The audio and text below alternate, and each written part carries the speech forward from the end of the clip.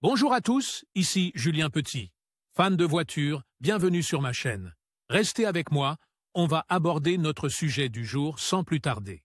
26 août 2022, 1 heure d'été. La National Highway Traffic Safety Administration estime qu'il y a eu 9560 décès sur les routes américaines au cours des 3 premiers mois de 2022, ce qui en fait le premier trimestre le plus meurtrier de l'année depuis 2002. Une augmentation significative par rapport à 2021. Il s'agit d'une augmentation de 7% par rapport à la même période en 2021 et d'une forte hausse de 18% par rapport à la même période en 2019.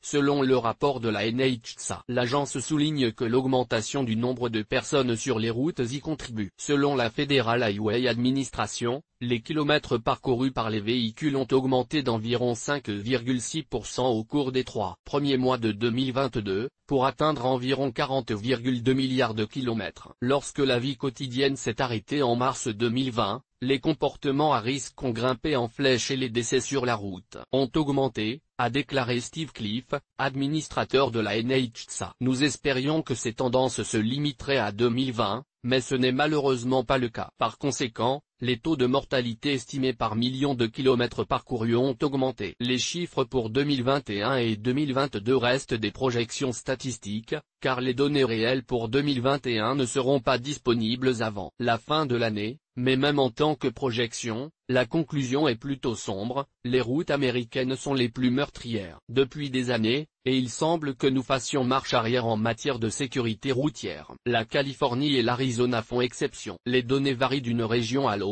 29 États, plus le district de Columbia, devraient connaître une augmentation du nombre de tués. La Californie et l'Arizona, regroupées en une seule région, sont les seules régions à connaître une amélioration, avec une baisse estimée à 11% du nombre de tués sur les routes. Deux autres régions, l'une comprenant les Dakotas, le Wyoming, le Colorado, l'Utah et le Nevada, et l'autre comprenant la Floride, l'Alabama, la Géorgie, la Caroline du Sud et le Tennessee, ont enregistré une variation de 0% du nombre estimé de tués sur les routes. États ayant enregistré le plus grand nombre d'augmentation du nombre de tués sur les routes. Toutefois, les États du centre du littoral atlantique ont largement compensé cette hausse, puisque le Maryland, le Delaware, la Virginie occidentale, la Caroline du Nord, le Kentucky et le district de Columbia ont enregistré une augmentation de 52% du nombre de tués sur les routes. Dans cette région, on estime à 1,66 le nombre de tués par million de kilomètres parcourus. Le petit État du Delaware a connu la plus forte augmentation d'une année sur l'autre du nombre estimé de tués sur les routes,